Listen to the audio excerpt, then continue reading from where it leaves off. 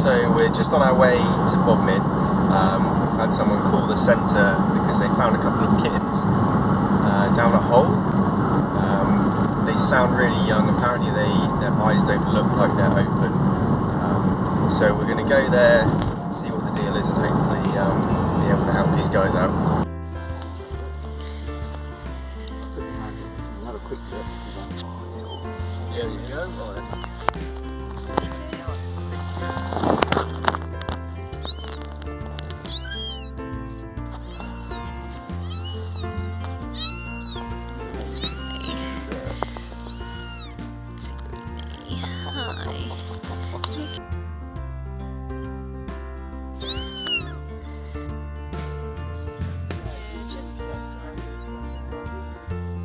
So we just picked up the two kittens. There hasn't been a mum sighted for 24 hours, so we've gone in and collected them. They're pretty noisy and hungry, so we're going to get them back to the centre and fed up first. Then they're going to see a vet, and hopefully they're all good health-wise, and we can start thinking about getting them into a foster home or getting them rehomed as soon as we can, really.